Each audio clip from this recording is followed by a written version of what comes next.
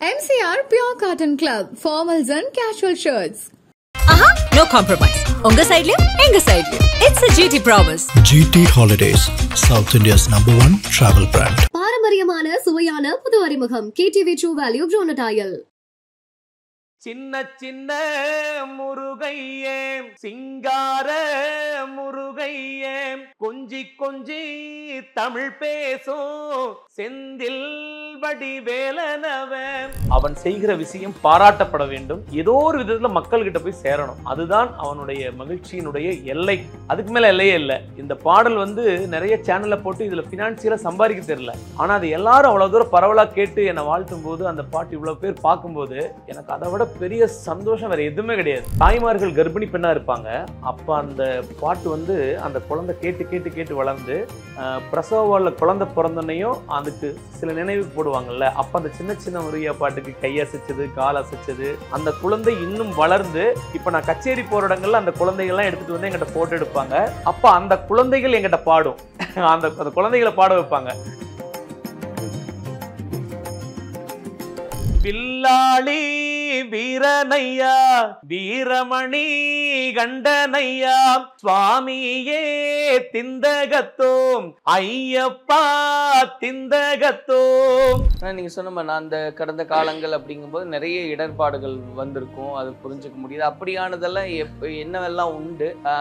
ஏதாவது ஒரு கட்டத்துல இதெல்லாம் விட்டுடலாம் பேசாம, நம்ம அப்படியான எண்ணங்கள்லாம் உண்டு. எப்படி இருந்தாலும் வருஷத்துல ஒரு 70 கச்சேரி 80 கச்சேரி பண்றோம் அப்படின்னா ஒரு 30-40 கச்சேரியில் அந்த மாதிரி உணர்வுக்குலாம் கொண்டு வந்துருவாங்க.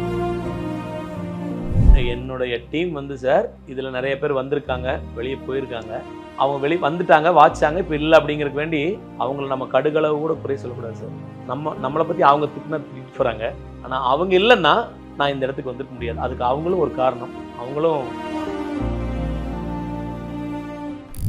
கலாட்டா நேயர்களுக்கு வணக்கம். நான் சரவண ராம்குமார். இன்று நம்மோடு இறையருள் பாடகர் திரு சதாசிவம் அண்ணன் இருக்காரு. அவர்கிட்ட தான் நிறைய விஷயங்கள் பேசுறதா இருக்கும், பேசுவோம். அண்ணா வணக்கம். வணக்கம். SRKG கலாட்டா டிவைன் சார்பாக வந்திருக்கீங்க. வணக்கம். வணக்கம் அண்ணா. உங்களுடைய அந்த பாடல்கள், நிறைய பாடல்கள் பாடியிருக்கீங்க, எழுதி பாடியிருக்கீங்க அப்படின்றதெல்லாம் பார்க்குறோம். அதில் ரொம்ப குறிப்பிட்டு நான் சொல்ல விரும்புகிற பாடல் அப்படின்றது அந்த சின்ன சின்ன முருகையா பாடல் அப்படின்றது இன்னைக்கு பட்டி தொட்டி எல்லாம் நீக்கமர நிறைஞ்சிருக்கு அப்படின்றது. முதல்ல 2-3 வரிகள் நீங்கள் அதை பாடினீங்கன்னா அதனுடைய தொடர்ச்சியாக. கண்டிப்பாக ஜி. முதல்ல நீங்கள் இந்த பாட்டுக்கு ஒரு அங்கீகாரம் கொடுக்க வந்ததுக்கு ரொம்ப மனமார்ந்த நன்றிகள். அந்த பாடல் முருகன் எங்கள் தலைமுறைக்கும் கொடுத்த ஒரு அருள் பிச்சை அந்த பாடல். அதனால் முதல்ல என்னுடைய மனமார்ந்த நன்றிகள். சின்ன சின்ன முருகையே சிங்கார முருகையே கொஞ்சி கொஞ்சி தமிழ் பேசும் செந்தில் வடிவேலனவன். சின்ன சின்ன முருகையே சிங்கார முருகையே கொஞ்சி கொஞ்சி தமிழ் பேசும் செந்தில் வடிவேலனவன். ஏன்னா ஒவ்வொரு தடவையும் இந்த பாடல்கள் கேட்கும்போது, இந்த பாட்டை குறிப்பிட்டு கேட்கும்போது அவ்வளவு ஒரு மகிழ்ச்சி, சந்தோஷம். குழந்தையா முருகனை பாவிச்சு அப்படி ஒரு அழகா பாடி இருக்கக்கூடிய பாடல். முதல்ல இந்த பாடல் உருவான விதம் கேட்கறதுக்கு முன்னாடி, இன்னைக்கு நான் சொன்ன மாதிரி உங்களுடைய சேனல்ல மட்டுமே கிட்டத்தட்ட ஒரு 7 கோடி பேர் கேட்டிருக்காங்க. அப்போ அப்படி இருக்கும்போது இன்னும் நிறைய இடங்கள்ல இந்த பாடல் பரவலா இருக்கு அப்படின்னு பாக்குறோம். தோராயமா இன்னைக்கு வரைக்கும் உங்களுக்கு தெரிஞ்சு எவ்வளவு பேர் வரைக்கும் அது? எனக்கு தெரிஞ்சு எனக்கு இந்த பாட்டு போட்டிருக்கிற நான் பார்த்த அளவுக்கு ஆவரேஜ் ஒரு 20 கோடிக்கு மேலதான் கண்டிப்பா போயிருக்கணும். இன்னொரு சேனல்லேயே ஒரு 60 மில்லியன்ஸ் போயிருக்கு. அவங்க டான்ஸ் பண்ணி பசங்க எடுத்து போட்டிருக்காங்க, அதுவும் நல்லா போயிட்டுருக்கு. அது மாதிரி நிறைய ஆடியோக்காரங்க, சவுண்ட் சிஸ்டம்ஸ் அவங்க நிறைய சேனலில் போட்டிருக்காங்க. அது போக நிறைய முருகன் டிவோட்டிஸ் கணக்கே இல்லை தமிழ்நாட்டில். அப்படி ஒரு முருகன் டிவோட்டிஸ் நம்ம தமிழ்நாடு மட்டுமல்ல, எல்லா பக்கம் முருகன் டிவோட்டிஸ் ரொம்ப அதிகம். அவங்க எல்லாரும் சேனலில் இந்த பாட்டை போட்டிருக்காங்க. அப்படி பார்க்கும்போது 20 கோடிக்கு நிச்சயமாக மேலே தான் இருக்கணும். நிச்சயமான. ஏன்னா இப்போ 20 கோடி முறைக்கு மேலே திரும்ப திரும்ப திரும்ப இந்த பாடல்கள்லாம் கேட்டிருக்காங்க அப்படிங்கும்போது முதல்ல உங்களுக்கு எவ்வளவு மகிழ்ச்சியா இருக்கு? நம்முடைய ஒரு சார் இப்போ ஒரு ஒரு கலைஞனுக்கு கிடைக்கிற பெரிய அங்கீகாரமே என்ன தெரியுங்களா? அவன் செய்கிற விஷயம் பாராட்டப்பட வேண்டும். ஏதோ ஒரு விதத்துல மக்கள்கிட்ட போய் சேரணும். அதுதான் அவனுடைய மகிழ்ச்சியினுடைய எல்லை. அதுக்கு மேல எல்லையே இல்லை. இந்த பாடல் நிறைய சேனல்ல போட்டு இதுல பினான்சியலா சம்பாதிக்க தெரியல. ஆனால் அது எல்லாரும் அவ்வளோ தூரம் பரவலாக கேட்டு என்னை வாழ்த்தும் போது, அந்த பாட்டு இவ்வளோ பேர் பார்க்கும்போது எனக்கு அதை விட பெரிய சந்தோஷம் வேறு எதுவுமே கிடையாது. அதுவும் இல்லாமல் இந்த பாட்டில் இன்னொரு ஸ்பெஷல் என்ன, அது கம்போசிங் பண்ணதும் நான் தான், லிரிக் எழுதுனதும் நான் தான், கூட உட்காந்து ஆர்கெஸ்ட்ரா எடுத்தது நான் தான். சென்னையில் எஸ்பிபி இமேஜஸ் கோபி அண்ணா ஸ்டுடியோ, எனக்கு இன்னொரு தாய் வீடு அவங்க. இதை வாட்சவர் வந்து சரவணன், செனாய் பாலேஷனா. இதெல்லாம் நான் வாயிலேயே அந்த பீட் சொல்லுவேன், அண்ணா வாட்ச் கொடுத்துட்டு போனாங்க. அதே மாதிரி பண்ணது நீங்க தான்? ஆமாம் சார், லிரிக் எழுதுனா லிரிக்கெல்லாம் ஸ்பாட்டில் அப்போவே எழுதுனது. முதல் இந்த ட்ராக் உருவானது ஐயப்பன். எனக்கு இஷ்ட தெய்வம் ஐயப்பன் இல்லைங்களா, ஐயப்பன் தான். வில்லாளி வீரன் அப்படிங்கிற டைட்டில் தான் வரும். அதில் என்ன, அந்த பாட்டில் சாமி ரொம்ப சிறுசையா சக்தி ரொம்ப பெருசையான்னு ஒரு லிரிக் வரும். அதுங்க எல்லாம் ஐயப்பன்மார்கள் பாடக்கூடிய பஜனையிலேருந்து அந்த வார்த்தையை எடுத்து அதை என்னோட டியூனாக மாற்றினேன். அது வந்து ரொம்ப, அது ஒரு குறைந்தபட்சம் எனக்கு தெரிஞ்சு அதுவும் ஒரு 2 கோடி 3 கோடி பேர் அந்த பாட்டை பார்த்துருக்காங்க என்னோட சேனலில். அது போக நிறைய டிக்டாக்லாம் அப்போ ஃபேமஸாக இருந்தது, அதை பண்ணிட்டு இருந்தாங்க. எல்லா அன்பர்களும் இதை முருகன் பாடலாக எங்களுக்கு வேணும்னு சொன்ன உடனே லிரிக் எழுதி திருப்பி அது பாடுனது. அந்த ஐயப்பன் பாடலும் ஒரு 2 கண்டிப்பாக சார், கண்டிப்பாக. வில்லாளி வீரனையா வீரமணி கண்டனையா சுவாமியே திந்தகத்தோம் ஐயப்பா திந்தகத்தோம், அப்படி பல்லவியில் ஸ்டார்ட் ஆகும். அதில் ரொம்ப வைபான இடம் எடுத்துட்டிங்கன்னா வில்லாளி வீரன் என்பார், மோகினி பாலன் என்பார், அப்படி போயிட்டே இருக்கும். அது முடிஞ்சோடனே அப்படிப்பட்ட சுவாமி ரொம்ப சிறுசையா ஆனா சக்தி மட்டும் பெருசையா வில்லாளி வீரனையா, அப்படி எடுக்கும். ஐயப்பன்மார்கள் மத்தியில் எனக்கு முதல் அங்கீகாரம் கொடுத்தது ஐயப்பன் ட்ராக்ல தான். ஆனால் மிக பலம் பொருந்திய ஒரு பாட்டா நின்னது சின்ன சின்ன முருகையன் தான். அதனால வாழ்நாளில் எங்களுடைய பரம்பரை மறக்கவே முடியாத ஒரு அருள் பிச்சை முருகன் கொடுத்துருக்கான். முருகனுக்கு நாங்கள் என்னைக்கும் கடமைப்பட்ட குடும்பமாக இருக்கோம். அதில் இந்த பாடல்களுக்கு கீழே மனமுருகி நிறைய பேர் அந்த கருத்துக்களை எல்லாம் பதிவிட்டுக்கிட்டே இருக்காங்க. அதெல்லாம் பார்க்கும்போது அது நிறையா போட்டிருக்காங்க சார். நிறைய சொன்ன கண்டிப்பாக லேட் ஆயிரும். ஒரு நிறைய பார்த்த பதிவுகளில் ஒன்று நான் மட்டும் சொல்கிறேன். அந்த தாய்மார்கள் கர்ப்பிணி பெண்ணாக இருப்பாங்க. அப்போ அந்த பாட்டு வந்து அந்த குழந்தை கேட்டு கேட்டு கேட்டு வளர்ந்து பிரசவாவில் குழந்தை பிறந்தோன்னையும் அதுக்கு சில நினைவுக்கு போடுவாங்கள்ல, அப்போ அந்த சின்ன சின்ன முருகையா பாட்டுக்கு கையசைச்சது கால் அசைச்சது, அந்த குழந்தை இன்னும் வளர்ந்து இப்போ நான் கச்சேரி போகிற இடங்கள்ல அந்த குழந்தைகள்லாம் எடுத்துகிட்டு வந்து எங்கிட்ட ஃபோட்டோ எடுப்பாங்க. அப்போ அந்த குழந்தைகள் எங்கிட்ட பாடும், அந்த குழந்தைகளை பாட வைப்பாங்க. ரெண்டாவது நான் பாடும்போது இன்னும் கை குழந்தைய வச்சுருப்பாங்கள்ல, அதுக்கு அந்த குழந்தைய வந்து சிரிக்கிறது, கை தட்டுறது, காலாட்டுறதெல்லாம் பார்த்துருக்கேன். அதில் அந்த மாதிரி பதிவுகள் நிறைய தாய்மார்கள் போட்டிருப்பாங்க. அது அதுக்கு மேலே ஒரு பாக்கியம் இல்லை சார். இந்த குழந்தைகள் பாட நாம கேட்கறதுன்றது அதை விட ஒரு பெரிய பாக்கியம். அது கருவிலிருந்து ஒரு குழந்தை கேட்டு பிரசவிச்சு வெளியே வந்ததுக்கப்புறம் அந்த பாட்டுக்கு இவ்வளோ ஒரு வைப்ரேஷன் இருக்குன்னு அவங்க அம்மா எல்லாம் அழுதுட்டு சொல்லும்போது அதை விட நமக்கு என்ன சார் கடவுள் அதுக்கு மேல என்ன பெரிய வரம் கொடுக்கணும். பிரமிப்பா இருக்கு. கருவில் இருந்து வந்த குழந்தை உருவாகி ஏன்னா அவங்க முருகன் டிவோட்டிஸ் இருப்பாங்க. அவங்க சும்மா அந்த பாட்டை கேட்க மாட்டாங்க, அவங்க அந்த முருகன் டிவோட்டிஸ். அந்த பாட்டு நல்லா இருக்கிறனால அவங்க அதை கேட்பாங்க. எப்பவுமே தாய்மார்கள் கருவில் இருக்கிற குழந்தைக்கு நல்ல விஷயங்களை வந்து சொல்லிட்டே இருப்பாங்களாம், குழந்தைகிட்ட பேசிகிட்டே இருப்பாங்களாம். அதுல எவ்வளவோ விஷயங்கள் பேசியிருந்தாலும் அந்த பாட்டை வந்து ஒரு பாட்டை கேட்க வச்சிருக்காங்கல்ல, அது எவ்வளோ பெரிய விஷயம் சார். எனக்கு அது ஒரு பெரிய பாக்கியம் சார். ஆனால் இப்போ இதெல்லாம் நம்ம பார்க்கும்போது நிறைய 500க்கும் மேற்பட்ட பாடல்கள் பாடியிருக்கும் போதும், ஆனால் நீங்கள் சொன்னது போல் உங்களுடைய குடும்ப பின்னணி வந்து இந்த கலை சார்ந்தோ இல்லை பாடல் சார்ந்தோ இருந்தது இல்லை. அப்படிங்கும்போது அது எப்படி கட்டடக்கலையிலிருந்து இங்கே இல்லையா ஒரு கட்டட தொழிலாளியாக அந்த டிரான்ஸ்ஃபர்மேஷன் அப்படின்றது எங்கே நடந்ததுன்னா எப்படி பாட்டுக்குள்ளே அந்த நான் குழந்தையிலிருந்தே வந்து சார் சின்ன பையன்லேருந்தே பாடிட்டே தான் இருப்பேன். ஸ்கூலில் படிக்கும்போது நான் பாட்டு புக்கு கேட்குறதுல பெரிய பைத்தியம். எங்கள் ஸ்கூலுக்கு பக்கத்தில் ஒரு பாட்டு புக் கடை இருக்கும். அந்த பாட்டு புக்கு 50 பைசா தான் விலை. அப்போ ஒரு படம் ரிலீஸ் ஆயிடுச்சு, அதில் ஒரு பாட்டு கேட்டுட்டேன்னா உடனே பஸ்ஸுக்கு காசு கொடுப்பாங்க. அதில் ஒரு ரூபா 50 பைசா எடுத்துகிட்டு போய் முதல்ல பாட்டு புக்கு தான் வாங்கி வந்துருப்பேன். Hariharan kids, MSV kids, Ilaiyaraaja kids எல்லாம் என்னுடைய பாட்டு புக்கு பேக்கில் இருக்கும். வீட்டுக்கு தெரியக்கூடாதுன்னு சொல்லி எங்கள் வீடு பழைய ஓலை வீடு, இந்த ஓலை சந்தில் கொண்டு ஒழிச்சு வச்சுருவேன். பாடிட்டே இருப்பேன். பெரிய பில்டிங்கில் வேலை செய்கிறீங்களா, அங்கே போய் பாடினா எக்கோ கேட்கும், ரிவர் போர்டை கேட்கும். அப்போ அங்கே போய் அது ஒரு மைக்கா எனக்கு ஒரு மேடையாக நினச்சிட்டு அங்கே போய் பைத்தியம் மாதிரி பாடுவேன். தெருவில் ஓடும்போது ஆடும்போது பாடிட்டே இருப்பேன். எங்கள் ஊரில் எல்லாருமே சொல்லுவாங்க, வெங்கடாசலம் பையன் ஒரு பாட்டு பைத்தியம் ஆயிடுச்சுன்னு சொல்லுவாங்க. அப்போ எல்லாம் அப்படியெல்லாம் வந்தாங்க. ஆனால் அது நாளடைவில் அப்படியே மக்கள் மத்தியில் பாடுறதுக்கு எப்படி வாய்ப்பு கிடச்சிதுன்னா, நான் ஐயப்பனுக்கு மாலை போடுற பாக்கியம் கிடச்சிது. சினிமா பாடல்களை பாடி எந்த மேடையும் ஏறினதில்லை, தனக்கு தானே பாடிட்டு இருந்த ஒருத்தனுக்கு ஐயப்பனுக்கு மாலை போட்டு சபரிமலை போகிற அனுபவம் ஏற்பட்டது. அப்போ எல்லா வீடுகள்லையும் கன்னி பூஜைக்கு போவோம். அங்கே போன முதல் வருஷத்துலேயே நான் மாலை போட்டு அந்த கஞ்சராலாம் வச்சுக்கிட்டு இந்த பஜன் ஸ்பாட்டெல்லாம் எடுத்து பாடுவேன். பாடும்போது அங்கே இருக்கிறவங்களாம் எனக்கு குருசாமிமார்கள்லாம் நல்லா வாழ்த்துவாங்க, பூ போடுவாங்க, பிரசாதம்லாம் கொடுப்பாங்க. அது ஒரு பெரிய எனக்கு சொர்க்கமாக தெரிஞ்சது. சினிமா பாட்டெல்லாம் பாட நல்லா வருதுன்றதுனாலே ஐயப்பன் பாட்டு நம்ம பாடணும், மாலை போட்டு அப்படிதான் என்னுடைய ஆரம்பிச்சது. எல்லா வீடுகள் பஜனைக்கும் போவேன்.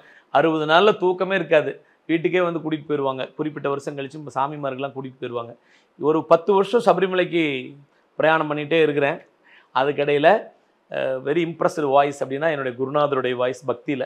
அதுக்கப்புறம் சினிமாவில் எஸ்பிபிக்கு நான் அடிமை, மலேசியா ஐயா, டிஎம்எஸ்சி அவங்க பாட்டுக்கெலாம் நான் பைத்தியம், அந்த மாதிரி இருப்பேன். பக்தி குரல் அப்படின்னா எனக்கு வீரமணி சுவாமி, வீரமணி ராஜனும், வீரமணி தாசன் சாமி அவங்களுடைய பாட்டு. அதில் குறிப்பாக என்னோட ஹீரோ, எனக்கு ஒரு ரோல் மாடல் அப்படின்னா வீரமணி தாசன். அவங்க விட்ட போகக்கூடிய வாய்ப்பை ஐயப்பன் ஏற்படுத்தி கொடுத்தார் ஒரு சாமி மூலிமா. அங்கே போனால் அவர் கூட பார்த்தேன், அவருடைய கச்சேரிகள் பார்த்தேன். அந்த வாய்ஸ் வந்து எங்கள் அம்மாவை நான் எந்த அளவுக்கு ரொம்ப பிடிக்குமோ அந்த அளவுக்கு எனக்கு அவரை பிடிச்சிருச்சு. அவர் மேலே ஒரு பைத்தியம் ஆகிட்டேன்னு வச்சுக்கோங்களேன். அப்போ அவருடைய பாடல்கள் எது அதை கேட்டு எடுத்து அதை பஜனைகளை அவருடைய பாடல்கள் பாடுறது. ஆமாம் சார், அவருடைய மிகப்பெரிய ஹிட் சாங்ஸ்லாம் எடுத்து கேட்பேன், பாடுவேன். இப்படி இருக்கிற காலத்தில் பஜனையில் பாடிட்டு இருந்த என்ன சாமிமார்கள்லாம் சொல்லுவாங்க, நீங்கள் ஒரு சிடி போடலாம்ல, சிடியில் பாடினா அவங்க வாய்ஸ் எல்லாம் கேட்டு சந்தோஷப்படுவோன்னு நிறைய குருசாமிமார்கள், சுவாமிமார்கள், தாய்மார்கள் அங்கே பஜனைக்கு வந்தவங்களாம் சொல்லுவாங்க. கச்சேரியை பண்ணலாம்ல அப்படிம்பாங்க. அப்படி இருக்கும்போது ஆரம்பித்தது தான் ஆர்கெஸ்ட்ரா ஃபீல்டு. ஒரு டோலக் மட்டும் வச்சுக்கிட்டு, ஒரு ஸ்பீக்கரை வச்சுக்கிட்டு அப்படியே அப்படிதான் ஆரம்பிச்சேன். எனக்கும் அது வியப்பாக இருந்தது. ஏன்னா ஒரு பாட்டு பாடுறது சரி, பஜனையிலையும் பாடுறதும் சரி, ஆனால் நீங்கள் வந்து ஒரு கேசட்டாக போடும்போது ஐயோ அது ஒரு பெரிய விஷயம். சார் அதுதான் இந்த விளையாட்டு பிள்ளை பயமறியாதுன்னு சொல்லுவாங்கல்ல, அந்த மாதிரி ரெக்கார்டிங் மைக்கு தேட்டர் எப்படி இருக்குன்னு தெரியாது, ரெக்கார்டிங் தேட்டர் எப்படி இருக்குன்னே தெரியாது. அதையவே நான் ஒரு பிரம்மாண்டமாக நினச்சிக்கிட்டு இருப்பேன். இப்படி இருக்கிற விஷயத்தில் நம்ம போய் என்ன பண்ண முடியும் அப்படின்னு அவ்வளோ பயம். ஆனால் ஒரு குருட்டு தைரியம், பாடிடுவேன்னு சொல்லிட்டு. அப்போ முதல்ல சிடி பண்ணுறதுக்கு பேப்பர்ஸ் எல்லாம் எடுத்தாச்சு. மியூசிக் டைரக்டர் குமார் சார் அண்ணங்கிட்ட போய் பாடி டியூனெல்லாம் ரெடி பண்ணியாச்சு. அங்கே பெரிய பெரிய ஜாம்பவான் பாலேசனை வாசிக்கிறாங்க, துளசி அண்ணா தபலா வாசிக்கிறாங்க, பெரிய ஸ்டுடியோ, வின்சி ஸ்டுடியோ. அங்கே போய் முதல்ல ஐயப்பன் பாட்டு ஆல்பமாக கரெக்டாக பண்ணது அங்கே தான். அதுக்கு முன்னாடி கோயம்புத்தூர் ஒரு ஸ்டுடியோவில் பாடினேன். பட் அது அந்தளவுக்கு பெரிய ஆல்பம் கிடையாது, ஒரு கோயிலுக்கு பாடி கொடுத்தேன். ஐயப்பன் ஆல்பம் முதல்ல வருது அங்கே தான். போயாச்சு. எனக்கு என்ன ஒரு பிரச்சனைனா, என் குருநாதர் அந்த இடத்துல இருந்து என்னை பாட வைக்கலையே அப்படிங்கிற ஒரு ஏக்கம். நான் சாப்பிட முடியாது, எனக்கு அவரை நினச்சி ஒரே ஃபீல் பண்ணி அழுதுகிட்டே இருப்பேன். அவர் இருந்து பாடியிருக்கணும், அவர் முன்னாடி பாடியிருக்கணும் அப்படிங்கிற ஏக்கத்துலேயே இருந்ததுனால அவர் இல்லாதது ஒரு பெரிய குறையாக இருந்தது. ஆனால் இருந்தாலும் என்னை அங்கே இருக்கிறவங்களாம் அப்படியெல்லாம் இல்லைப்பா, கடவுள் உனக்கு இந்த இடத்த கொடுக்கணும் தான் கூப்பிட்டு வந்திருக்க, நீ பாடுன்னு சொல்லி. அப்போ எதுவுமே தெரியாது சார், இத்தனை சுதி இருக்குதுன்னு கூட எனக்கு தெரியாது. அப்புறமா தான் தெரியும் 12 நோட் இருக்குது, 7 சுதி தான் ஆதார சுதி, இப்படி இருக்குது, இப்படியெல்லாம் இருக்குதுங்கிறது போக தெரிஞ்சுட்டு தான். குருட்டு தைரியத்தில் பாடியாச்சு. சிடி ரிலீஸ் ஆயிடுச்சு. நான் பாட வந்த நேரம் சிடி ஃபீல்டு அப்படியே டவுன் ஆகிட்டு வருது. சிடி கேசட் முடிஞ்சு சிடி முடிஞ்சு அப்படி டவுன். எனக்கு மார்க்கெட்டிங் பண்ணுறதுக்கும் தெரியாது, யாருக்கிட்ட மார்க்கெட்டிங் கொடுக்கணும்னு தெரியாது. பாட்டு நல்லா இருக்கு, சூப்பராக இருக்குங்கிறாங்க, வீடியோலாம் பண்ண நல்லா இருக்குங்கிறாங்க. ஆனால் அது எப்படி வெளியே கொண்டு போய் சேர்த்துறதுன்னு தெரியாமல் ஒரு 3 வருஷம் பயங்கர கஷ்டப்பட்டு இந்த சிடி பண்ணி விற்காமல் நிறையா சிடியெல்லாம் வீட்லேயே கிடைக்குது. அது ஒரு பெரிய. ஆனால் வாங்கினவங்க எல்லாருமே என்னோட ஃபோன் நம்பர் எடுத்து பாட்டு நல்லா இருக்கு, நீங்கள் எந்த ஊர் என்னன்னு விசாரிக்கிறாங்க. அப்போ என்னால் விட்டுட்டு வெளியே வர முடியல. ஏன்னா இது ரொம்ப லவ்வபிளாக நேசிச்சது பாட்டு தானே, அதை தொடர்ந்து பாடணும் பண்ணணுன்ட்டு அதில் வெறி. அடுத்தடுத்து லிரிக் பிடிக்கணும், அடுத்தடுத்து கண்டென்ட் பிடிக்கணும், அவங்கள மாதிரி பாட்டு இருக்கக்கூடாது, நம்ம பாட்டுன்னு தனியாக தெரியணும் அப்படிங்கிற வெறி, வைராக்கியம். நைட்டு பகல் தூங்காமல் உட்காந்து ஏதாவது புதுசாக யோசனை பண்ணிகிட்டே இருப்பேன், ஐயப்பனுக்கு இப்படி பாட்டு கொடுக்கலாம் அப்படின்னு.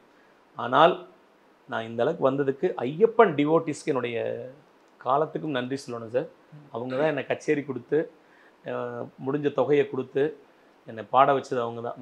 அதனால் உலகெங்கும் இருக்கும் ஐயப்பன் ரசிகர்கள், ஐயப்பன் பக்த கோடிகள், குருசாமிமார்கள் அத்தனை பேருக்கும் இந்த சிறியவனின் பாதம் பணிந்த நமஸ்காரங்கள். அவங்க இல்லைன்னா நான் இல்லை சார்.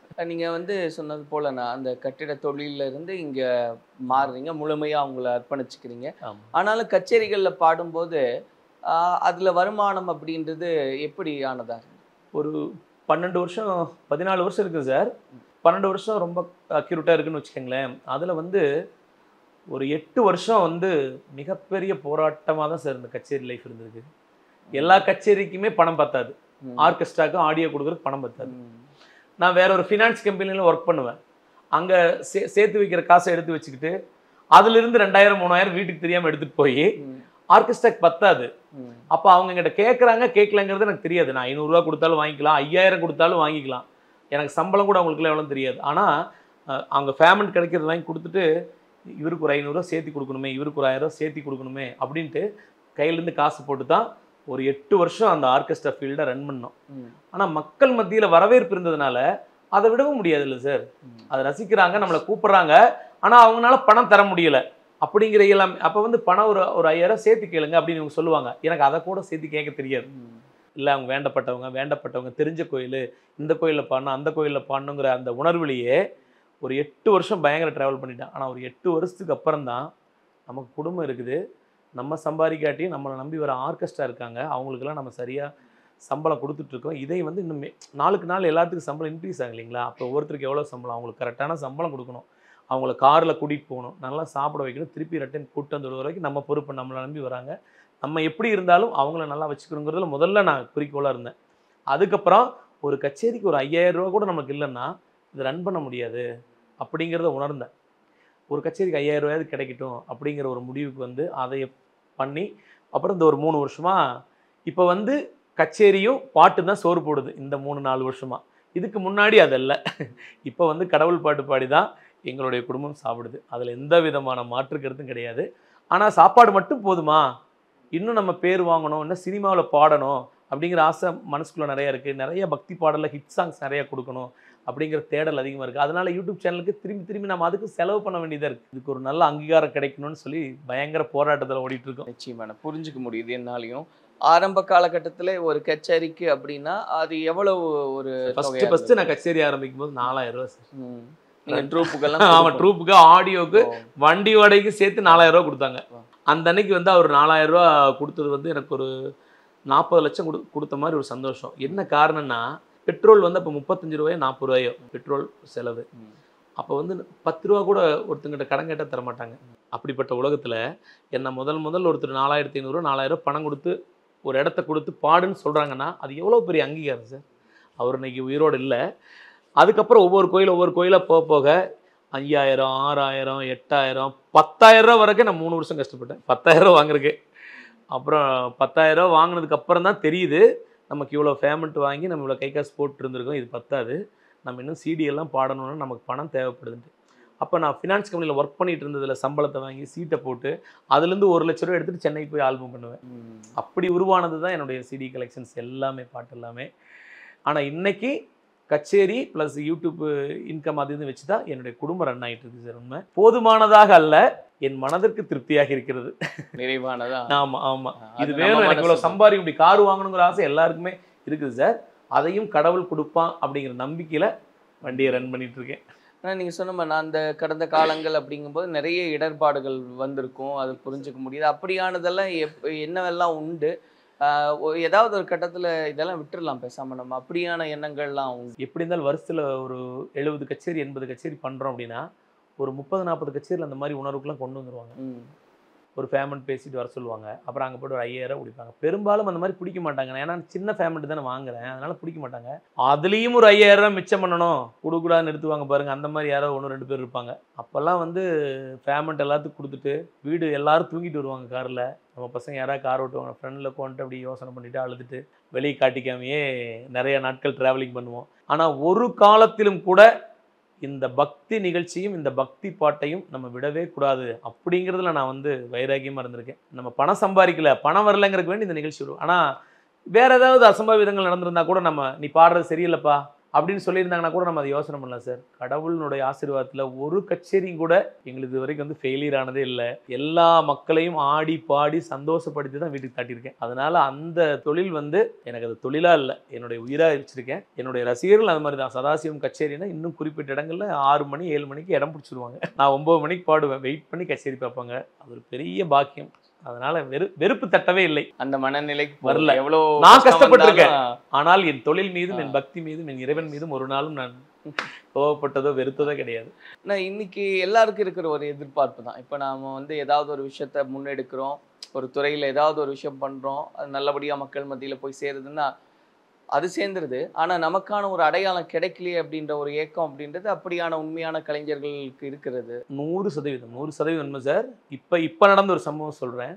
எனக்கு இந்த இந்த இந்த ஒரு 2-3 வருஷமாக நான் நிறைய செலிபிரிட்டிஸ்லாம் வராங்கல்ல சேனல் சார்ந்து, அவங்க கூட போய் கச்சேரி பாடக்கூடிய பாக்கி இந்த 2-3 வருஷம் பாடுறேன். இன்னுமே நீங்கள் சினிமாவில் பாடல, இன்னுமே நீங்கள் இந்த சார்கிட்ட பாடல, அவங்ககிட்ட பாடல, இந்த மியூசிக் டேட்டை பார்க்கல, கொடுத்தீங்களா போனீங்களான்னு எல்லாம் கேட்பாங்க. சேனல் நல்லா போகுது, நல்லா பாடுறீங்க, ஏன் இன்னும் அந்த அங்கீகாரம் கிடைக்கலன்னு சொல்லும்போது அந்த வருத்தம் வந்து உள்ளே இருந்துகிட்டே இருக்கும். இப்போ தற்சமயத்தில் வந்து திருச்செந்தூர் முருகன் கோயிலில் பாடுற பாக்கியம் கிடைச்சிது. கும்பாபிஷேகம் இல்லை, கும்பாபிஷேகத்துக்கு எல்லாம் பாடுறாங்க, நான் பாடல. ஒரு பக்தி பாடகராக இருந்து நம்ம பாடலையே, எவ்வளவோ கோயிலில் நம்ம இன்னும் பாடவே இல்லையே அப்படின்னு வருத்தப்பட்டிருக்கேன். திடீர்னு திருச்செந்தூர் முருகன் கோயிலில் நீங்கள் பாடணும்னு சொல்லி ஒரு ஸ்பான்சர் வந்து வைக்கிறாங்க. புது கலையரங்கம், அங்கே போய் கச்சேரி பண்ணுறேன். நான் முருகன் கிட்ட நான் எப்பவுமே சொன்னேன் பார்த்தீங்களா, எந்த கடவுள்கிட்ட எதுவும் கேட்கறதே இல்லை. இறைவன் கிட்ட போகிறது மட்டும்தான் என்னோட வேலை, சரணாகதி மட்டும்தான் என்னோட வேலை. உள்ளே போகிறேன், லைன் நிற்கலாம் கும்பிட்றாங்க. நான் முருகனை பார்த்து சொல்கிறேன், முருகா நீ தான் இந்த பாட்டை மக்களை கேட்க வச்ச, இதுக்கு நீ அங்கீகாரம் கொடுக்கலன்னா நீ என்ன முடிவோ நீ எடுத்துக்க அப்படின்னு தரிசனம் பண்ணிட்டு வெளியே வந்துட்டேன் சார். நீங்கள் நம்ப மாட்டேங்க, கச்சேரி முடியுது. திருப்பி நான் சென்னையில் வந்து ஒரு முருகன் பாட்டு பாடிட்டு இருக்கேன் ஒரு கம்பெனிக்கு. கலாட்டாவில் வந்து தமிழ் பிரியா அவங்க கூப்பிட்றாங்க. கூப்பிட்டு இந்த மாதிரி சார் இந்த சின்ன சின்ன முருகையா பாட்டுக்கு உங்களுக்கு நாங்கள் ஏதாவது ஒரு பண்ணணும் அப்படின்னு சொல்லி டீமோட முடிவு பண்ணியிருக்கோம் அப்படின்னாங்க. கரெக்டாக அந்த முருகன் பாட்டு பல்லவி முடிஞ்சோன்னே ஹெட்ஃபோனை கழட்டிட்டு தான் பேசுகிறேன். அப்போ நம்மளுடைய பிரார்த்தனை எவ்வளவு உண்மையானது என்பதை ஆள் மனதுக்கு வச்சுருந்தா போதும், அது கடவுளுக்கு தெரியுங்கிறதுக்கு இந்த கலாட்டாவில் நான் வாங்குற அந்த விருது பெரிய பாக்கியம் சார். அப்போ புரியுதுங்களா, பக்திங்கிறது மூட நம்பிக்கை அல்ல, மனதளவு சம்பந்தப்பட்டது, எண்ணத்தோடு ஒன்றி இருக்க வேண்டும். இயல்பான மனிதனாக இருந்துட்டு இறைவனை நேசித்தால் போதும், நமக்கு கிடைக்க வேண்டியது நிச்சயமாக கிடைக்கும். இப்போ இந்த ஸ்ட்ரகிள்ஸ், இந்த வாழ்க்கை அப்படிங்கும்போது இப்போ அவங்க மனைவிக்கிட்டேயும் நம்ம பேசலாம். பட் அவங்க அதை எப்படி ரிசீவ் பண்ணிக்கிட்டாங்க, அவங்க கூட டிஸ்கஸ் பண்ணுறது உண்டா? சார் இப்போ வந்து எங்கள் வீட்டு சைடில் அம்மா அப்பா என்னுடைய மனைவி ஆகட்டும், இதனுடைய கஷ்டங்கள் வந்து அவங்களுக்கு தெரியாது. ஏன்னா அவங்க என்னோட ட்ராவல் பண்ணாங்கன்னா அது தெரியும். ஏதோ வருஷத்தில் ஒரு கச்சேரி 2 கச்சேரி லோக்கல் நடந்தால் பார்க்க வருவாங்க. ஒரு கச்சேரி வாங்கிட்டா, ஒரு ரெக்கார்டிங் வாங்கிட்டா, உடம்பு எவ்வளோ நிலையில் இருக்கணும், வோக்கல் கார்டு நம்மளுக்கு அந்தளவுக்கு சப்போர்ட் பண்ணணும். நான் 8 மணி நேரம் சென்னை ட்ராவல் பண்ணிட்டு போய் இறங்கி காலையில் 9 மணிக்கு வாய்ஸ் பூத்துக்குள்ள போவோம். வோக்கல் நல்லா இல்லைன்னா மியூசிக் டைரக்டர் ஒத்துக்க மாட்டாங்க.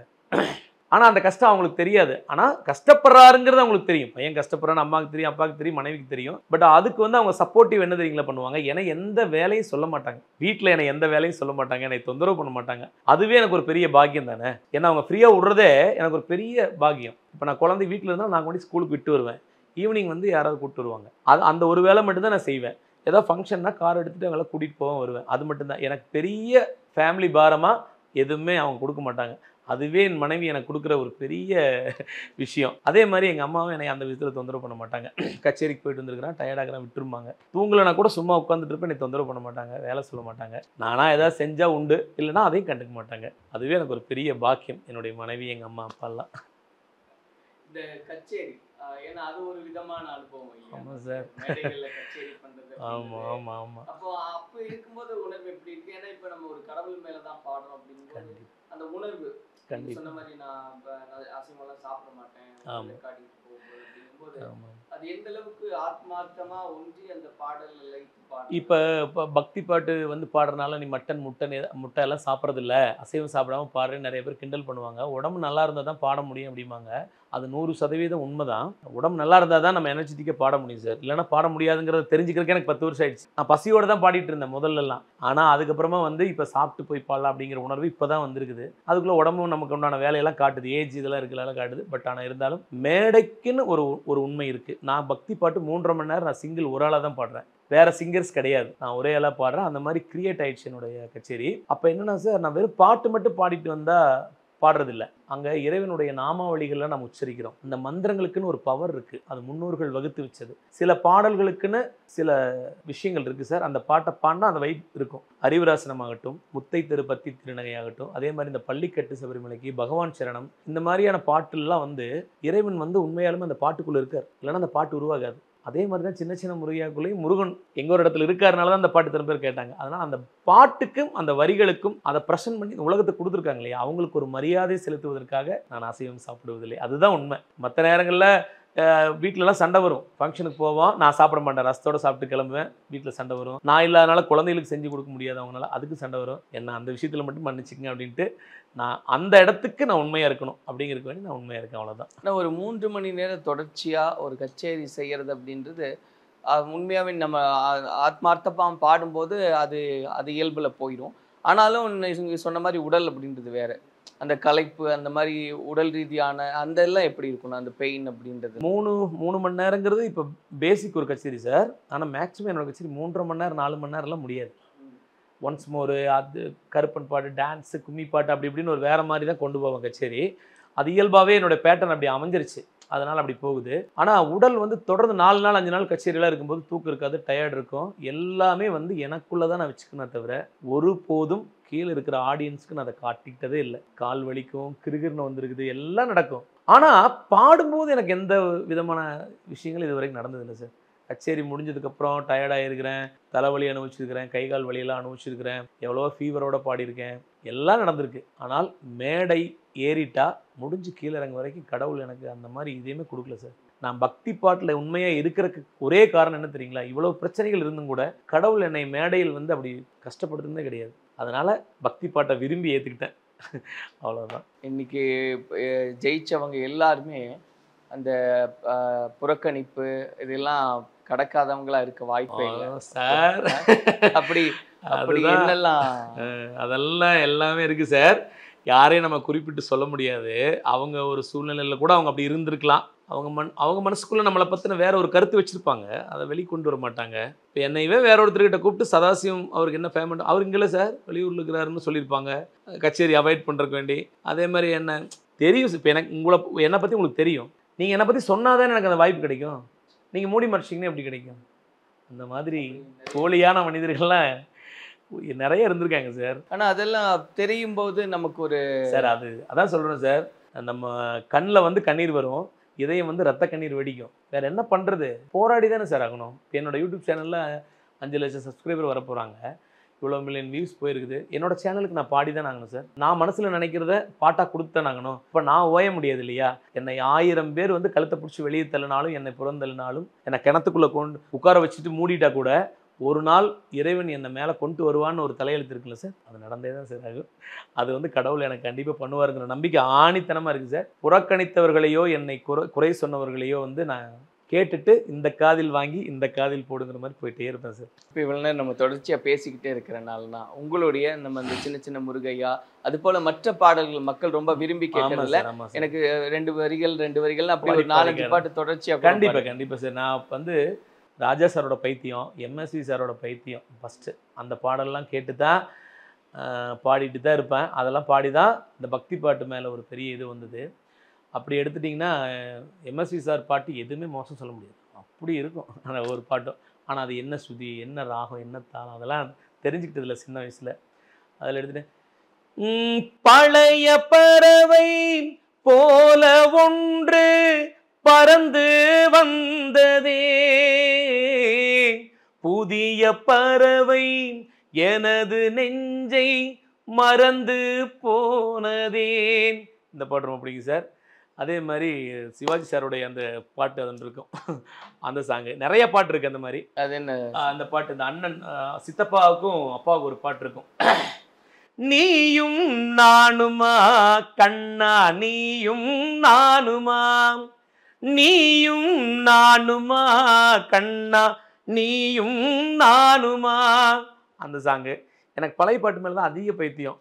அதே மாதிரி இன்னொரு தத்துவம், இந்த உள்ளத்தில் நல்ல உள்ளம், செஞ்சோற்று கடன் தீர்க்க சேராத இடம் சேர்ந்து வஞ்சத்தில் வீழ்ந்தாயடா கர்ணா, அந்த மாதிரி பாடலாம் ஃபர்ஸ்ட் குழந்தையா இருக்கும் போது ரசிக்க ஆரம்பிச்சிட்டேன். இந்த பாடல் இன்னுமே கொஞ்சம் பாடினீங்கன்னா நல்லா இருக்கும். அந்த மாதிரி உண்மையா சார் நிறைய பாடணும் சார். எனக்கு ராஜா சார் பாட்டு பாடிடணுமே.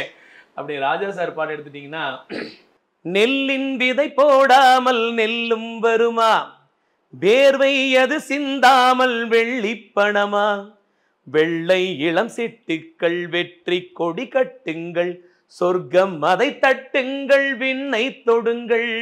இந்த பாட்டும் ஒவ்வொரு கலைஞனுக்கும் அந்த பாட்டை கேட்டேன்னா அந்த இடத்துக்கு நீ போறதுக்கு உழைக்கணுண்டான்னு சொல்ற மாதிரி ஒரு பாட்டு. அதே மாதிரி இன்னொரு பாட்டு எனக்கு ரொம்ப ரொம்ப பிடிச்ச பாட்டு, பல்லாக்கு குதிரையில பவனி வரும் மீனாட்சி, பாண்டியரு சொக்கனிடம் பாசம் வச்ச ராசாத்தி, ஊர்கோலம் ஊருக்குள்ள அவ வாராடி தேருக்குள்ள பூமால தோள் மீது போட. ரொம்ப பிடிச்ச பாட்டு. பக்தி கச்சேரியில் இந்த கச்சேரி ஃபுல்லாக பாடுவேன் எல்லா பாட்டும். அதே மாதிரி தேவா சாருடைய பாட்டு, முரண்டு பிடிக்காத முண்டக கண்ணி அம்மா, இந்த மாதிரி பாட்டும் கண்டிப்பாக உண்டு. ராஜா சார் பாட்டு சினிமா கச்சேரிகள் வந்து அப்பப்போ ரொம்ப வேண்டப்பட்டவங்க வீட்டுக்கெலாம் போவோம் சார். அங்கே வந்து இந்த ஒரு கூட்டுக்கிளியை கம்பல்சரி கேட்பாங்க. பாபா வசந்தமே, இந்த சிவி சினுக்கெடுத்து, அதே மாதிரி அம்மா என்று அழைக்காதே, பெத்த மனசு சுத்தத்திலும் சுத்தமடா, இந்த சாங்லாம் எனக்கு ரொம்ப சின்ன வயசுலேருந்து கேட்டு கேட்டு பிடிச்ச பாட்டு. அதனால் எனக்கு அந்த பாட்டெல்லாம் போய் பாடிடுறது. அப்படியே பாடி பாடி பாடி பாடி எல்லாமே கேள்வி ஞானத்தில் தான் சார் வந்தது. நான் இன்னும் போய் கற்றுக்கவும் இல்லை, அதுக்குண்டான ஆப்ஷனையும் இறைவன் கொடுக்கல. நானும் முயற்சி பண்ணலைன்னு கூட நான் ஒத்துக்கிறேன் சார். நானும் கூட முயற்சி பண்ணுறதுக்கு என்னென்னா, அவ்வளவு வேலை, அவ்வளவு தேடல், அவ்வளவு உழைப்பு. அதனால் எனக்கு அதில் போய் டைம் ஸ்பெண்ட் பண்ணுறதுக்கு இல்லை. இப்போ கூட மியூசிக் டைரக்டர் தான் சார் உண்மையான குருமார்கள். அவங்க ஒரு டியூனை கம்போஸ் பண்ணிவிட்டு இப்படி வேணும்னு சொல்லுவாங்க. அதை முடிஞ்ச அளவுக்கு நம்ம கற்றுக்கிட்டு நல்லா பாடி கொடுக்கணும் அப்படிங்கிறத பாடுவோம். அது நல்லா இருக்குதா நல்லா இல்லையாங்கிறது அவங்க தான் சொல்லணும். இந்த பழைய பாடல்கள் குறிப்பாக எம்எஸ்வி அவர்களிருந்து ஆரம்பிக்கும் போது அது கேட்கும்போதே ஒரு திருப்தி. ஏன்னா நான் தனிப்பட்ட விதத்தில் வானொலியிலிருந்து பயிற்சி பெற்று வந்தவன்.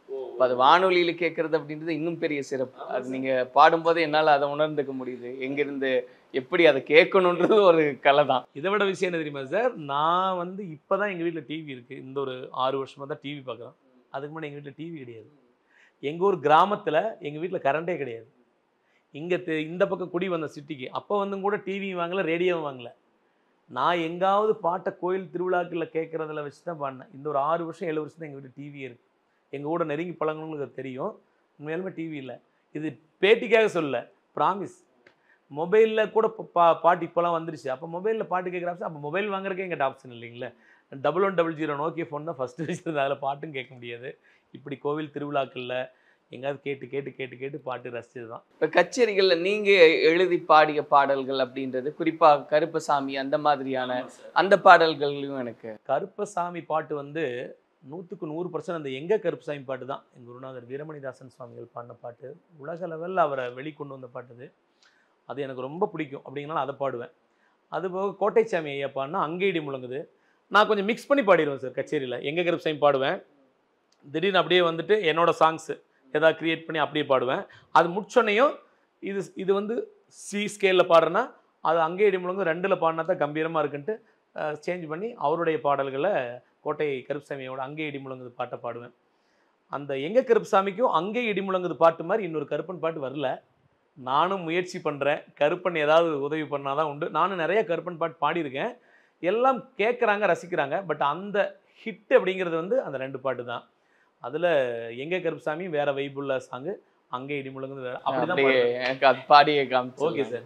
எங்க கருப்பசாமி அவர் எங்க கருப்பசாமி, எங்க கருப்பசாமி அவர் எங்க கருப்பசாமி, எங்க கருப்பசாமி அவர் எங்க கருப்பசாமி, எங்க கருப்பசாமி அவர் எங்க கருப்பசாமி.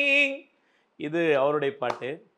அங்கே இடி முழங்குது கருப்பசாமி தங்க கலசம் மின்னுது, அங்கே இடி முழங்குது மகாலிங்கம் மாளிகை பாற கருப்பசாமி தங்க கலசம் மின்னுது. தந்தனத்தாம் பாட்டு பாடி தாளம் எல்லாம் கொட்டி பாடி, தந்தனத்தாம் பாட்டு பாடி தாளம் எல்லாம் கொட்டி பாடி, கொடிய வேட்டை ஆடி எல்லாம் மாறாருங்க கருப்பசாமி அங்கே இடி முழங்குது கருப்பசாமி தங்க கலசம் மின்னுது. கேட்கும் போதே அவ்வளவு இது அதோட ஒன்றி போகிற மாதிரி இருக்குண்ணா. இப்ப நீங்க இத பாட்டுக்கு அவ்வளவு வைப் உண்மையாவே இப்ப நீங்க கச்சேரிகள்ல பாடும்போது இப்படியான பாடல்களை எடுத்து கையாண்டு பாடும்போது இது என்னன்னா, எனக்கு தெரிஞ்சு 12 வருஷமா கச்சேரியில இந்த பாடல்கள் பாடி கச்சேரியில சாமி வரல இந்த மேடையில பாடி அப்படின்னா ஒரு 600-700 கச்சேரி பண்ணியிருக்கேன்னா எனக்கு தெரிஞ்சு ஒரு 10 கச்சேரியில தான் சாமி ஆடுறது இல்லாமல் இருந்திருக்கு. மற்ற எல்லா கச்சேரியிலையும் அம்மன் பாட்டு, பெருமாள் பாட்டு ஒன்று பாடுவோம். அது இந்த கருப்பன் பாட்டு கண்டிப்பாக சாமி ஆடியே தருவாங்க. அது எப்படி இருக்கணும் உங்களுக்கு? ஏன்னா பாடும்போது அதெல்லாம் பார்க்கறது அப்படின்றது எனக்கு போன ஒரு 3 மாதத்துக்கு முன்னாடி கரூர் பக்கத்தில் வீரராக்கியம்ங்கிற ஒரு ஊர். இந்த ஊர் பேரோட ஏன் சொல்கிறேன்னு தெரியுங்களா, அது கரெக்டாக இருக்கணும்ல, அதுக்காக பாடிட்டு இருக்கோம். பக்தி நிகழ்ச்சியா அப்படிங்கிறாங்க. அப்போ ஃபீமேல் சிங்கர்ஸே இல்லையா, பெண் பாடகை இல்லையா, என்ன கச்சேரிங்கிறாங்க. எல்லாம் உட்காந்து பார்த்துட்டு இருக்காங்க. அம்மன் பாட்டு பாடினோடனே ஃபுல்லாக சாமி வந்துருச்சு. ஒருத்தருக்கு இல்லை சார், ஒரு 1000 பேர் பார்த்துட்டு இருக்கிறாங்கன்னா ஒரு 400 பேர் சாமி ஏறாங்க. நீங்கள் நம்புறீங்களா? நானே நம்பலை சார் சத்தியமாக. எனக்கு பாடிட்டு இருக்க எல்லாம் ஆடுறாங்க.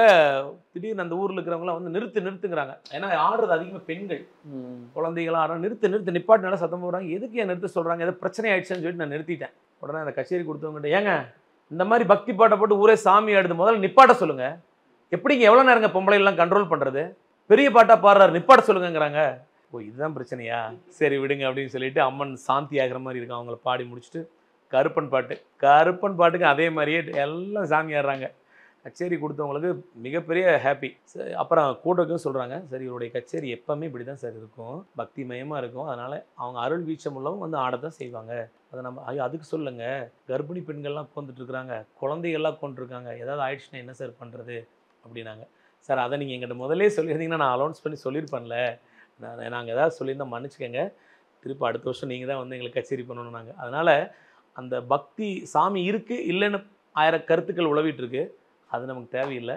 ஆனால் இருக்குது அப்படிங்கிறதுக்கு அதுவும் ஒரு சான்று. அவ்வளோதான். இந்த அம்மன் பாட்டு எனக்காக பாடி காமிச்சிருங்க. எல்லாம் வல்ல தாயே எங்கும் நிறைந்தாயே, எல்லாம் வல்ல தாயே எங்கும் நிறைந்தாயே, உன் திருநாமமே அது பல கோடியே, அதில் எதை சொல்லி நான் அழைப்பேனோ, எல்லாம் வல்ல தாயே எங்கும் நிறைந்தாயே. உண்மை என்னன்னா, எல்லாம் வல்ல தாயே நீ எங்கும் நிறைந்தாயே. அப்ப என்ன, அந்த தாய் இல்லாத இடமே இல்லை அப்படிங்கிற ஒரு பல்லவி. இந்த பாட்டு சூப்பர் டூப்பர் ஹிட் சார். எங்க ஒன்றா இப்போ நீங்கள் சொன்ன மாதிரினா இவ்வளவு கடந்து வந்துக்கிட்டே இருக்கோம். அப்படிங்கும்போது நிறைய ஏற்றத்தாழ்வுகள் அதெல்லாம் பார்க்கும்போது ஒரு பக்கம் இப்படியான மனிதர்களும் இருக்காங்க அப்படின்னு, ஒரு பக்கம் நல்ல மனிதர்கள் அப்படின்னு. குறிப்பாக உங்களுடைய டீம், உங்களுடைய கச்சேரி செய்யக்கூடிய அந்த குழு, அதை பற்றி. என்னுடைய டீம் வந்து சார், இதில் நிறைய பேர் வந்திருக்காங்க, வெளியே போயிருக்காங்க. அது வந்து அவங்க வெளியே வந்துட்டாங்க, வாச்சாங்க, இப்போ இல்லை அப்படிங்கிறதுக்கு வேண்டி அவங்கள நம்ம கடுகளவு கூட குறை சொல்லக்கூடாது சார். நம்மளை பற்றி அவங்க திட்டிட்டு போகிறாங்க. ஆனால் அவங்க இல்லைன்னா நான் இந்த இடத்துக்கு வந்திருக்க முடியாது. அதுக்கு அவங்களும் ஒரு காரணம். அவங்களும் எங்கே பார்த்தாலும் அவங்களும் நல்லா இருக்கணும்னு தான் நான் வந்து கடவுள்கிட்ட ப்ளஸ் பண்ணுவேன். குறிப்பாக என்னோட வந்து இப்போ இருந்து எங்களோட இப்போ சமீபத்தில் ட்ராவல் பண்ணுறவங்க பார்த்தீங்கன்னா என்னோட தம்பி தான், கூட பிறக்காத தம்பி தான், கூட பிறக்காத பிரதர் தான். நம்ம அப்படின்னா பார்த்து கண்டிப்பாக அவங்கள கண்டிப்பாக நான் அறிமுகப்படுத்துகிறேன். ஒருத்தர் பேர் கார்த்திகேயன், ஒருத்தர் பேர் வந்து முருகநாதன், இன்னொருத்தர் பேர் வந்து அவனை பிளாக்னு எல்லாரும் செல்லமாக கூப்பிடுவாங்க அவர். அதுக்கப்புறம் கௌதம்னு இன்னொரு பையன் இருக்கான். அதே மாதிரி கீபோர்ட் பிளேயர் சென்னையிலேருந்து வர்றாங்க 2 பேர், கார்த்தி, சிவா. கோயம்புத்தூரில் ஒருத்தர் இருக்காங்க விபுலானந்தன். முதல் வாட்சவங்க ஐயப்பன். நிறைய பேர் இருக்குது, யாராவது பேர் விட்டு போயிருந்தா கூட தப்பாக எடுத்துக்காதீங்க. தவுள் வாசிக்கிறதுக்கு துளசி அண்ணா. அது இப்போ உடுமலைப்பேட்டையிலேருந்து ஒருத்தர் வந்துட்டு இருந்தார் அவர். இப்போ ஒருத்தர் சத்தியமங்கலத்துலேருந்து ஒரு அண்ணா வராங்க. அதே மாதிரி பேட் பிளேயர் சொல்ல முடியாது சார், கச்சேரி மாறுவாங்க. ஜெகதீஷ்னு ஒருத்தர் வாசிக்கிறாங்க, முதல்ல நிறைய பேர் வாசிச்சாங்க, எல்லோரும் இருக்காங்க. ஆனால் கம்பல்சரி இவங்க இருப்பாங்க அப்படின்னா நான் சொன்ன அந்த பிளாக்கு, கார்த்தி, முருகநாதன், இவங்கெல்லாம், சிவானா கீபோர்ட் சிவானா, இவங்கெல்லாம் வந்து 100 கச்சேரினா 95 கச்சேரியில் இருப்பாங்க, இல்லாமல் கச்சேரி இருக்காது. ரொம்ப பெரிய மகிழ்ச்சிண்ணா உங்களோட பேசியிருந்தது, உங்களுடைய அந்த பயணத்தை தெரிஞ்சுக்கிட்டது, உங்களோட பயணப்படுறவங்களை பற்றியெல்லாம் தெரிஞ்சுக்கிட்டது அப்படின்றது ரொம்ப அழகான பயணமாக இருந்தது. நீங்கள் சொன்னது போல் ஒரு கலைஞனுக்கு அங்கீகாரம் அப்படின்றது ரொம்ப பெரிய விஷயம். அது கட்டாயமாக உங்களுக்கு இதன் பிறகும் என்னெல்லாம் நினைக்கிறீங்களோ அந்த உயரத்தை எட்டுவதை போல எல்லாமே அமையட்டும். கட்டாயமாக நீங்கள் நம்புகிற அந்த இறைவன் அதுக்கு வழி செய்வார் அப்படின்றத நாங்களும் பரிபூர்ணமாக நம்புகிறோம். இவ்வளவு நேரம் ஒதுக்கி எங்களோட பேசியிருந்ததுக்கும் பயணப்பட்டதுக்கும் எங்களுடைய வாழ்த்துக்களையும் நன்றியை தெரிவிக்கிறோம். சந்தோஷம்னா எனக்கு வந்து என்னென்னா, முதல் முறையாக சின்ன யூடியூப் சேனல்லாம் எங்கள் நண்பர்கள்லாம் சொல்லுவாங்க, எடுக்க மாட்டாங்க. முதல் முறையாக இப்படி ஒரு பெரிய அவார்ட் கலாட்டா அப்படின்னா உலக மக்கள் எல்லோரும் வரைஞ்ச ஒரு மீடியா அது. அதில் வந்து என்னை செலக்ட் பண்ணி இந்த சின்ன முருகையா அப்படிங்கிற பாட்டு மூலிமா என்னை சந்தித்து என்னுடைய வாழ்க்கை பயணங்களையும் என்னுடைய இசை பயணங்களையும் நீங்கள் பகிர்ந்து கொண்டதற்கு மிகப்பெரிய ஆத்மார்த்தமான நன்றிகள். கலாட்டா டிவைன் அவார்ட்ஸுக்கும் கலாட்டா குரூப்பில் இருக்கிற அத்தனை பேருக்கும், இங்கே வந்திருக்கிற அத்தனை பேருக்கும் என்னுடைய மனமார்ந்த நன்றிகளை நான் தெரிவிச்சுக்கிறேன். எல்லோரும் சுபிட்சமாக சேமமாக வாழ வேண்டும். சுவாமியே சரணம் ஐயப்பா. நன்றி நன்றி. MCR Pure Cotton Club, formals and casual shirts. No compromise. உங்க சைடுலயும் எங்க சைடுலயும். It's a GT promise. GT Holidays, South India's #1 travel brand. பாரம்பரியமான சுவையான புது அறிமுகம் KTV True Value Grown Tile.